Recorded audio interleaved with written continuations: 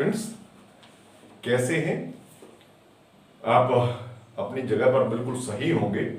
तो आज का जो थॉट है वो हमारा है कि मुसीबतें रुई से भरे थैले की तरह होती है, देखते रहोगे तो बहुत भारी दिखेंगी और उठा लेंगे तो एकदम हल्की हो जाएंगी। ऐसा होता है यदि हमारे सामने किसी भी तरह की प्रॉब्लम है तो हम अगर उसके बारे में सोचते रहते हैं तो वो हमें बहुत ही मुश्किल लगता है, लेकिन जब उसका सॉल्यूशन करने लगते हैं यानी उस पर जब हम काम करते हैं तो वही हमारे लिए बहुत आसान हो जाती है।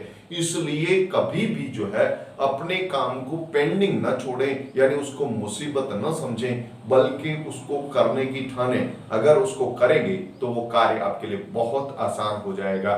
ठीक है, तो इसी के साथ जैसे कि हमारा लेसन चल रहा था डायरेक्टिंग, और डायरेक्टिंग के बारे में आपने पढ़ा था, डायरेक्टिंग का मीनिंग भी आपने पिछले वीडियो में सीखा था, और इसके अलावा जो है डायरेक्टिंग के फीचर्स और हमने इंपॉर्टेंस करे थे। आज हम बात करेंगे एलिमेंट्स ऑफ डायरेक्टिंग। देखिए, डायरेक्टिंग के अंतर्गत भी कई फंक्शन आते हैं। एक्चुअली डायरेक्टिंग एक प्रोसेस है और उसके अंतर्गत हमारे पास जो है 4 इसके प्रोसेसेस आते हैं, जिसके अंतर्गत इसके एलिमेंट्स है हमारे सुपरविजन, जिसका हम सबसे पहले स्टडी करेंगे सुपरविजन। वैसे मैं आपको बता दूं कि सुपरविजन क्या होता है, कि supervision refers to monitor the progress of routine work of one's subordinate, यानी अपने सबऑर्डिनेट के रूटीन वर्क को जो है वॉच करना क्या होता है, सुपरविजन होता है। और किसी भी तरह की उसके अंदर कोई कमी है तो उसको उस कमी को बता देना सुपरविजन के अंतर्गत आता है। तो ये इसी तरह से मैं दूसरा इसका जो है एलिमेंट बता रहा हूं वो है कम्युनिकेशन। क्या है कम्युनिकेशन? हिंदी में इसको संदेश वाहन कहा जाता है, यानी संदेश कहा जाता है। कहता है it refers to an art of transferring facts, ideas, feelings वगैरह from one person to another to making him understand them। यानी कहने का मतलब एक व्यक्ति दूसरे व्यक्ति को जब अपने आइडियाज या फैक्ट्स या फीलिंग्स बताता है और सामने वाला उसको समझता है तो उसको कम्युनिकेशन कहा जाता है। और इसके बाद हम बात करते हैं तीसरा इसका एलिमेंट है लीडरशिप। लीडरशिप यानी नेतृत्व, जिसको कहा जाता है leadership refers to influencing others, others मतलब subordinates। Leadership refers to influencing others in a manner to do what the leader want them to do। यानी कुछ इस तरह से इन्फ्लुएंस करना अपने सबऑर्डिनेट को कि वो सबऑर्डिनेट वही करे जो कि लीडर चाहता है, जो कि बॉस चाहता है। इसके बाद हम बात करते हैं नेक्स्ट जो आपका फोर्थ एलिमेंट है वो है मोटिवेशन। मोटिवेशन मतलब अभिप्रेरण, किसी को किसी कार्य को करने के लिए जो है मोटिवेट करना, अभिप्रेरित करना। ध्यान दीजिएगा, it refers to that process, यह वह प्रोसेस होता है which excite people to work for attainment of the desired objective, desired goal। यानी एक गोल को अचीव करने के लिए जो किए जाने वाले कार्य हैं उनके लिए किसी यानी अपने सबऑर्डिनेट को अभिप्रेरित करना, मोटिवेट करना, ये मोटिवेशन कहलाता है। तो स्टूडेंट्स, ये आपके जो डायरेक्टिंग के 4 एलिमेंट्स है, जिसके अंतर्गत मैंने आपको बताया सुपरविजन है, कम्युनिकेशन है, लीडरशिप है और मोटिवेशन है। तो अब हम स्टडी करेंगे किसके बारे में? पहले सुपरविजन के बारे में बात करेंगे कि सुपरविजन जो है वो क्या है। देखिए स्टूडेंट, सुपरविजन क्या है? सुपरविजन का अगर मीनिंग हम करें, यानी इसको हम बात करें कि इसका जो लिटरल मीनिंग है, इसको अगर 2 पार्ट में डिवाइड कर दें, सुपर प्लस विजन। देखिएगा, सुपर और विजन। तो यहां पर देखिए जो सुपर का मीनिंग है उसका मतलब होता है बेस्ट। सुपर का मतलब होता है बेस्ट और विजन का मतलब होता है व्यू, यानी एक प्रकार से बेस्ट व्यू। और ये बेस्ट व्यू किसके ऊपर? अपने सबऑर्डिनेट्स के ऊपर। और बेस्ट व्यू कैसे? कि आपके जो सबऑर्डिनेट वर्क कर रहे हैं उस वर्क को वॉच करना, उस वर्क को देखना, ओवरसी करना, उसको देखना जो है एक तरह से सुपर देखना, और इसके अलावा यदि किसी भी तरह की कोई कमी आपको नजर आती है तो उस कमी को ठीक करवाना, ये किस में आता है? सुपरविजन में आता है। तो हम बात करेंगे सुपरविजन की। तो सुपरविजन का मतलब क्या होता है कि supervision includes both looking into the work of subordinate, यानी सबऑर्डिनेट के वर्क को लुक करना, as well as guiding them properly, और उनको गाइड करना, यानी अपने सबऑर्डिनेट के वर्क को लुक आउट करना और इसके अलावा जो है उसको गाइड करना, किसी भी तरह की अगर कोई कमी है तो इसको क्या कहा जाता है? सुपरविजन कहा जाता है। अब हम सुपरविजन की डेफिनेशन जान लेते हैं। सुपरविजन की डेफिनेशन में डेविस ने अपनी डेफिनेशन में क्या कहा है कि supervision is the function of assuring that the work is being done as per plan and instruction, के कार्य जो है प्लान और इंस्ट्रक्शन के अकॉर्डिंगली संपन्न हो रहा है, ये जानना एक तरह से क्या है? सुपरविजन है। यानी supervision refers to monitor the progress of routine work of one's subordinate and guide them properly, ये भी हमने पढ़ा था। तो सुपरविजन आपको मेरे ख्याल से क्लियर हो गया होगा। अब हम बात करते हैं कि सुपरविजन के जो फीचर्स हैं वो क्या हैं। स्टूडेंट्स, जैसे हमने डेफिनेशन पढ़ा, उन डेफिनेशन से ही बहुत सारे फीचर्स जो है सुपरविजन के निकल के आते हैं। देखिए, पहला जो फीचर है हमारा सुपरविजन का वो दे रखा है कि यूनिवर्सल एक्टिविटी है, यानी ये जो आपका सुपरविजन है ये यूनिवर्सली सभी लेवल्स में किया जाता है, चाहे वो आपका टॉप लेवल हो, चाहे आपका मिडिल लेवल हो, और चाहे आपका लोअर लेवल हो। और मैं तो इतना भी कहूंगा कि ये जो है टॉप टू बॉटम जो आते हैं त्यों तो इसका इंपोर्टेंस जो है यानी सुपरविजन जो इंक्रीज होता चला जाता है। और सबसे ज्यादा सुपरविजन की जो रिक्वायरमेंट है वो लोअर लेवल पे है। और लोअर लेवल पर आपको पता है कि कौन होता है मैनेजर? वो होता है आपका सुपरवाइजर या इंस्पेक्टर। सुपरवाइजर या इंस्पेक्टर क्या करते हैं कि जो आपकी वर्क फोर्स होती है उसको लुक आउट करते हैं। तो मैं ये कहूंगा कि ये एक यूनिवर्सल एक्टिविटी है। और इसके बाद हम बात करते हैं, दूसरा इसका फीचर है कि it is an important part of directing function of management. देखिए, डायरेक्टिंग फंक्शन ऑफ मैनेजमेंट के 4 पार्ट्स हैं, अभी हमने पढ़ा था सुपरविजन, कम्युनिकेशन, लीडरशिप और मोटिवेशन। इनमें से ये अपने आप में एक महत्वपूर्ण इसका जो है पार्ट है। ओके, और इसके बाद हम बात करते हैं कि it is a continuous process since supervision is related at all times. देखिए, ये केवल यूनिवर्सल ही नहीं है, ये कंटिन्यूअस भी है। यानी सुपरविजन ये नहीं कि एक बार सुपरवाइज अगर सबऑर्डिनेट को कर लिया तो चलेगा, जब तक आपका ये वर्क चलता रहता है, जब तक प्रोडक्शन का कार्य चलता रहता है, आपको सुपरवाइज करना ही पड़ता है। ये ठीक है ना? तो इसलिए ये क्या है? एक कंटिन्यूअस प्रोसेस है। सुपरविजन जो है एक कंटिन्यूअस प्रोसेस है, ये चलता ही रहता है।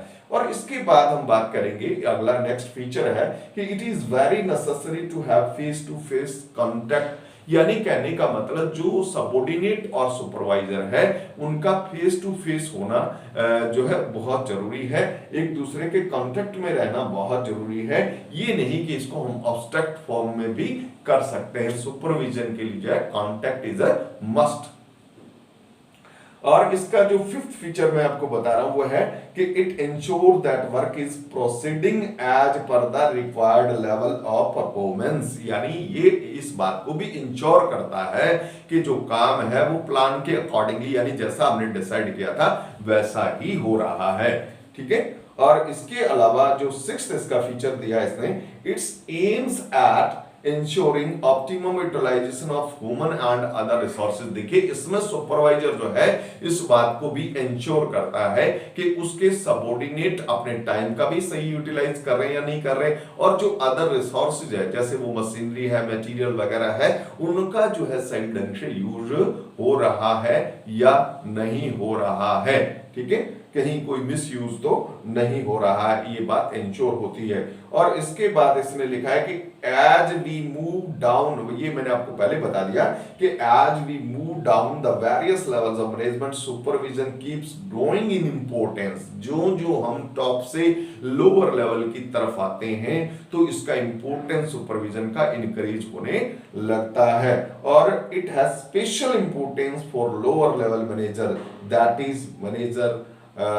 Is managers on the firing line. देखिए फायरिंग लाइन किसको कहा है कि जहां एक्चुअल में वर्क हो रहा है वहां पर जो सुपरवाइजर वर्कर्स को दिखता है, क्योंकि वर्कर्स की अगर थोड़ी बहुत भी चूक हो जाती है, फायरिंग लाइन इसलिए कहा जाता है थोड़ी बहुत भी चूक हो जाती है, यानी अगर क्वालिटी के अंदर थोड़ा भी अगर प्रॉब्लम आ जाती है जो आपका प्रोडक्शन है उसकी क्वालिटी के अंदर, तो ये जो है आपके ऑर्गेनाइजेशन के डिस्क्लोजर का कारण, यानी आज के क्लोजर का भी कारण, यानी उसके बंद होने का भी कारण बन सकता है। इसलिए ये बहुत इंपॉर्टेंट है। अब हम बात करेंगे स्टूडेंट्स जो है, क्योंकि हमने मीनिंग भी कर लिया, डेफिनेशन भी कर लिए, इसके अलावा फीचर्स भी हमने पढ़े, और अब हम पढ़ेंगे रोल ऑफ सुपरवाइजर। देखिए सुपरवाइजर का क्या रोल है, उसकी क्या भूमिका है, क्या रोल प्ले करता है वो आपके मैनेजमेंट के अंतर्गत, उसकी बात हम अब करेंगे। देखिए सुपरवाइजर को कई तरह के रोल्स जो है, यानी एक तरह से मल्टी रोल उसको करने पड़ते हैं, और वो मल्टी रोल्स क्या हैं उसके बारे में हम बात करेंगे। देखिए वो मल्टी रोल्स इसके हैं, नंबर 1 है एज ए की मैन, एज ए की मैन यानी मुख्य व्यक्ति के रूप में। एज ए की मैन किस तरह से, जैसे कि मैंने अभी अभी आपको बता रहा था कि सुपरवाइजर का रोल जो है बहुत ही इंपॉर्टेंट है, ठीक है ना। द वर्क कहता है in every organisation the work of putting the plans into action is done by the known, क्योंकि जो आपका प्लानिंग किया गया उस प्लान को एक्शन में, या ये कहें कि रियलिटी में बदलने वाला कौन होता है, वो आपका वर्कफोर्स ही होता है, नॉन मैनेजर लेवल होता है, प्लेटफॉर्म एरिया होता है। और उस नॉन मैनेजर लेवल यानी प्लेटफॉर्म एरिया को जो गाइड करते हैं या इंस्ट्रक्ट करते हैं या सुपरवाइज करते हैं वो कौन होते हैं, सुपरवाइजर होते हैं, है ना।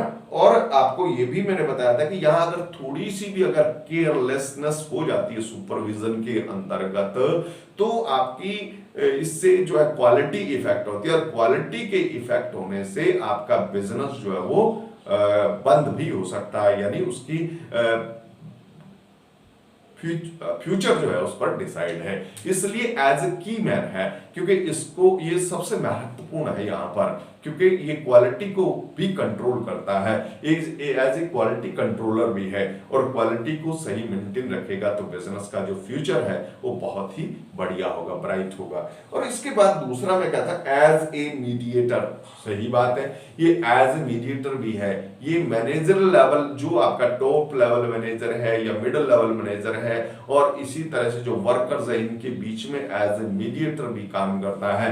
यानी एक तरह से क्या है कि जो आपके टॉप लेवल पॉलिसीज वगैरह बनाते हैं उनको आगे इंटरप्रेट करते हैं, अप टू किसके तक लेके जाते हैं, यानी उनकी कम्युनिकेशन जो भी होती है वो ऑर्डर वगैरह जो होता है उनको कहां तक पास आउट करते हैं, वर्कर्स तक। और वर्कर्स की किसी भी तरह की कोई ग्रीवेंस होती है, एप्लीकेशन होती है, उनको जो है वो टॉप लेवल यानी मिडिल लेवल और टॉप लेवल तक पहुंचाते हैं। इसलिए ये दोनों के बीच में एक मीडिएटर का काम भी करता है। और इसके अलावा मैं आपको एक और कहता हूं कि ये इसका तीसरा जो रोल है वो है as a human relation specialist. देखिएगा क्योंकि ये आपको जैसे कहा कि वर्कफोर्स के बहुत नजदीक रहता है, उनकी प्रॉब्लम्स को रोज सुनता है और उनका सॉल्यूशन करता है। इसके लिए जरूरी है कि ये जो सुपरवाइजर है वो ह्यूमन रिलेशन में परफेक्ट होना चाहिए, ह्यूमन रिलेशन के बारे में उसको नॉलेज होना चाहिए, तभी वो वर्कर्स की जो प्रॉब्लम्स हैं उनको सोल्व कर पाएगा। तो ये 3 तरह के रोल जो है मैं ये कहूंगा कि एक सुपरवाइजर को प्ले करने होते हैं, जिसके अंतर्गत हमने पढ़ा एज ए की मैन इसलिए कि क्वालिटी के ऊपर उसी का जो है ध्यान होता है, और दूसरा एज ए मीडिएटर, क्योंकि ये जो आपके मैनेजर लेवल और जो आपका नॉन मैनेजर लेवल है उसके बीच में क्या करता है, ये एक कड़ी का रूप करता है, मीडिएटर का रूप होता है। और इसी तरह से तीसरा हमने पढ़ा कि as a human relation specialist, इसको ह्यूमन रिलेशन में स्पेशलिस्ट होना चाहिए, ताकि किसी भी तरह का अगर वर्कर्स के अंदर कोई ग्रीवेंस है, आपस में कोई मन मुटाव हो जाता है, तो उसको सॉर्ट आउट कर सके। ठीक है, ओके। तो स्टूडेंट्स, आज हमने जो पढ़ा सुपरविजन के बारे में, तो आपको सुपरविजन समझ में आया होगा। उम्मीद करता हूं कि आप इसको बहुत अच्छे तरीके से करेंगे। जो नेक्स्ट है बाकी पार्ट्स, वो हम नेक्स्ट वीडियो में करेंगे। Okay, all the best.